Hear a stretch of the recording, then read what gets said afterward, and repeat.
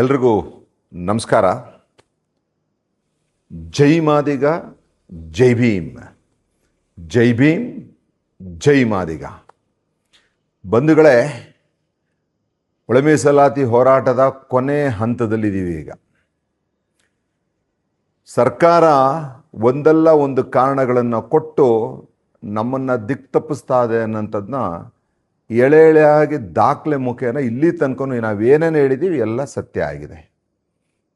ಮೊನ್ನೆ ಏನು 27ನೇ ತಾರೀಕು ಕ್ಯಾಬಿನೆಟ್ ಇತ್ತು ಹೋದ ತಿಂಗಳು, ಅದನ್ನು 9ನೇ ತಾರೀಕು ಮುಂದೂಡಲಾಗಿದೆ. ಎಲೆಕ್ಷನ್ ಕೋಡ್ ಆಫ್ ಕಾಂಡಕ್ಟ್ ಅಂತ ಹೇಳಿದ್ರು. ನಾವು ಹೇಳಿದ್ವಿ ಎಲೆಕ್ಷನ್ ಕೋಡ್ ಆಫ್ ಕಾಂಡಕ್ಟ್ ಅನ್ವಯ ಆಗಲ್ಲ. ಅದು ಇವತ್ತು ಸಾಬೀತಾಗಿದೆ. ಯಾಕೆಂದರೆ ಒಳ ಮೀಸಲಾತಿಗೆ ಸಂಬಂಧಪಟ್ಟಂಥದ್ದು 24 ಏಪ್ರಿಲ್ 26 ಈ ತಿಂಗಳೇ ಇಟ್ಕೊಂಡಿದ್ದಾರೆ. ನಾವು ಹೇಳಿದ್ವಿ ಎಲೆಕ್ಷನ್ ಕೋಡ್ ಆಫ್ ಕಾಂಡಕ್ಟ್ ಅನ್ನೋದಾದರೆ ಮುಂದಿನ ತಿಂಗಳು 6ನೇ ತಾರೀಕು ಅಂತ್ಯ ಆಗುತ್ತೆ ಅಂತ. ಇರಲಿ, ಅದೊಂದು ಕಡೆ. ನೀವು ಇರೋದನ್ನ ಇದ್ದಂಗೆ ಹೇಳಿದ್ರೆ ಮಾದಿಗರು ನಿಮ್ಮನ್ನು ನಂಬ್ತಾರೆ. ಈ ಸರ್ಕಾರನ ಯಾಕೆ ಮಾದಿಗರು ನಂಬ್ತಿಲ್ಲ ಅಂತಂದರೆ ಈ ಥರ ಸುಳ್ಳು ಹೇಳ್ಕೊಂಡು ಮುಂದಕ್ಕೆ ಹೋಗ್ತಾ ಇದೆಯಲ್ಲ, ಅದಕ್ಕೆ. ಇನ್ನು ವಿಚಾರಕ್ಕೆ ಬರೋದಾದರೆ, ಚಿತ್ರದುರ್ಗದಲ್ಲಿ ನಾಡದ್ದು ಅಂದರೆ ಗುರುವಾರ ಒಳ ಮೀಸಲಾತಿ ವಿಚಾರಕ್ಕೆ ಸಂಬಂಧಪಟ್ಟಂಗೆ ಒಂದು ಮಹತ್ವದ ಒಂದು ಮೀಟಿಂಗ್ನ ಕರೆದಿದ್ದೀವಿ. ಆ ಮೀಟಿಂಗಲ್ಲಿ ನಾವು ಮುಂದಿನ ಹೆಜ್ಜೆ ಏನೇನು ಇಡಬೇಕು ಅನ್ನೋಂಥದ್ದು ತೀರ್ಮಾನ ಆಗುತ್ತೆ. ಜೊತೆಗೆ ಪತ್ರಿಕಾಗೋಷ್ಠಿನಲ್ಲೂ ಕೂಡ ಅದನ್ನು ಘೋಷಣೆ ಮಾಡ್ತೀವಿ.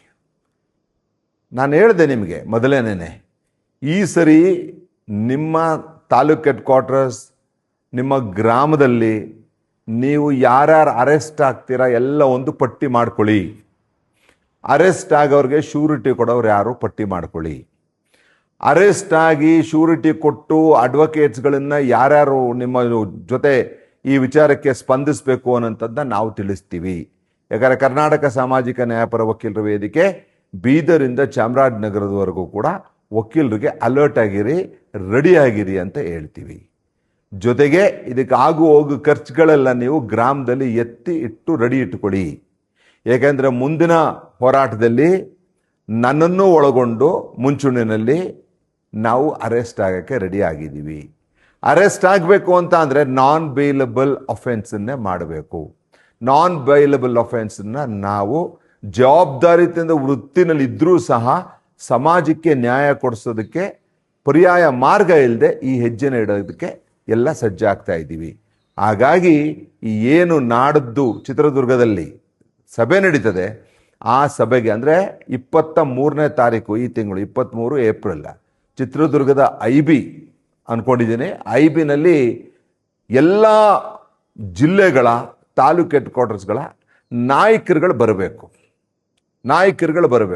ನೀವು ಬರೋಂಥ ಸಂದರ್ಭದಲ್ಲಿ ನಿಮಗೆ ದಿಕ್ತಪ್ಪಿಸ್ತಾರೆ ಕೆಲವರು. ಈ ಕಾಂಗ್ರೆಸ್ ಪಕ್ಷದ ಕೆಲವು ಚೇಲಾಗಳು ಏನಂತ, ಅರೆ 24ಕ್ಕೆ ತೀರ್ಮಾನ ಆಗಿದೆಯಲ್ರಿ, ಅವತ್ತಾಗತ್ತೆ, ಅಲ್ಲಿ ತನಕ ಯಾಕೆ ದುಡುಕ್ಬೇಕು ಅಂತ. ಇನ್ನೂ ನೀವು ಇಂಥವ್ರ ಮಾತನ್ನ ಕೇಳ್ತಾ ಕುತ್ಕೊಂತು ಅಂತಂದರೆ ನಾಳೆ ದಿನ ಗೋಳಾಡ್ತೀರಾ. ಈಗ ಅಗ್ರಿಕಲ್ಚರಲ್ ಯೂನಿವರ್ಸಿಟಿಯಿಂದ ಅನೌನ್ಸ್ ಆಯ್ತಲ್ಲ, ಆ ಥರ ಗೋಳಾಡ್ತೀರಾ. ಮೊದಲನೇದಾಗಿ ಈ ಯುವಕರು ಮತ್ತು ಯಾರ್ಯಾರು ಈ ನೌಕರಿಗೆ ಓದ್ತಾ ಇದ್ದೀರಾ ಅವರೆಲ್ಲ ಬರಬೇಕಲ್ಲಿಗೆ. ಎಲ್ಲ ನೀವು ಹಿಂದೆ ಇದ್ದು ಹೋರಾಟ ಮಾಡಿ ನೀವು ಮುಂದೆ ಆಮೇಲೆ ಬರೋದಲ್ಲ, ಮುಂದೆ ಇರಬೇಕು. ನೀವು ಎಲ್ಲಿ ಮುಂದೆ ಇರಬೇಕು, ಎಲ್ಲಿ ಹಿಂದೆ ಇರಬೇಕು ಅನ್ನೋಂಥದ್ದನ್ನ ಆವತ್ತಿನ ದಿನ 23ನೇ ತಾರೀಕು ನಾವು ನಿಮಗೆ ಹೇಳ್ತೀವಿ. ಯಾಕಂದರೆ ಕಾನೂನನ್ನು ಗಮನದಲ್ಲಿಟ್ಕೊಂಡು ನಿಮ್ಮ ಭವಿಷ್ಯದ ರಕ್ಷಣೆನ ಮಾಡ್ತಾ ನೀವು ಎಲ್ಲಿ ಮುಂದೆ ಇರಬೇಕು, ಎಲ್ಲಿ ಹಿಂದೆ ಇರಬೇಕು ಅನ್ನೋದು ಹೇಳ್ತೀವಿ. ಆದರೆ 23ನೇ ತಾರೀಕು ಚಿತ್ರದುರ್ಗಕ್ಕೆ ಎಲ್ಲ ಲೀಡರ್ಸ್ಗಳು, ಎಲ್ಲ ಸಮಾಜದ ಲೀಡರ್ಸ್ಗಳು, ಪಕ್ಷಾತೀತವಾಗಿ, ಪಕ್ಷ ಇಲ್ಲ ಇದಕ್ಕೆ, ಸಮಾಜದ ಲೀಡರ್ಸ್ಗಳು 23ನೇ ತಾರೀಕು ಚಿತ್ರದುರ್ಗಕ್ಕೆ ಬರಬೇಕು. ಅಲ್ಲಿ ತೀರ್ಮಾನ ಮಾಡೋಣ ಮುಂದಿನ ಹೆಜ್ಜೆಗಳು ಹೇಗೆ ಅಂತ. ಮುಂದಿನ ಹೆಜ್ಜೆನ ಮೊದಲೇ ಹೇಳಿದ್ದೀನಿ, ಅರೆಸ್ಟ್ ಆಗಂತ ವಿಚಾರ. ಅದಕ್ಕೆ ನಾವು ಮುಂಚೂಣಿಯಲ್ಲಿ ನಿಂತಿರ್ತೀವಿ ಈ ಹೋರಾಟದಲ್ಲಿ. ಎಲ್ಲರ ಜೊತೆನೂ ಕೂಡ ನಮ್ಮ ವಕೀಲರ ತಂಡನೂ ಮುಂಚೂಣಿನಲ್ಲೇ ಇರುತ್ತೆ ಈ ಹೋರಾಟದಲ್ಲಿ ಅಂತ ಹೇಳ್ತಾ, ಮತ್ತೊಂದು ಸರಿ ನಿಮ್ಮನ್ನೆಲ್ಲ 23ನೇ ತಾರೀಕು ಚಿತ್ರದುರ್ಗದಲ್ಲಿ ಭೇಟಿ ಮಾಡಲಿಕ್ಕೆ ನಾನೂ ಬರ್ತಾ ಇದ್ದೀನಿ, ತಾವು ಬರ್ತೀರಾ ಅನ್ನೋಂಥ ನಂಬಿಕೆನಲ್ಲಿ ನಾವು ಚಿತ್ರದುರ್ಗಕ್ಕೆ 23ಕ್ಕೆ ಬರ್ತಾ ಇದ್ದೀವಿ. ಬನ್ನಿ, ಕೊನೆಯ ಹಂತದ ಹೋರಾಟನ ದಿಟ್ಟವಾಗಿ, ಗಟ್ಟಿಯಾಗಿ, ನೇರವಾಗಿ ಮಾಡಿ ಈ ಸರ್ಕಾರಕ್ಕೆ ಮಾದಿಗರ ಶಕ್ತಿ ಏನು ಅಂತ ತೋರಿಸೋಣ ಅಂತ ಹೇಳ್ತಾ ನಿಮ್ಮನ್ನೆಲ್ಲ ನಾನಲ್ಲಿ ಭೇಟಿ ಮಾಡೋಕ್ಕೆ ಕಾಯ್ತಾ ಇದ್ದೀನಿ. ಜೈ ಮಾದಿಗ, ಜೈ ಭೀಮ್, ಜೈ ಭೀಮ್, ಜೈ ಮಾದಿಗ.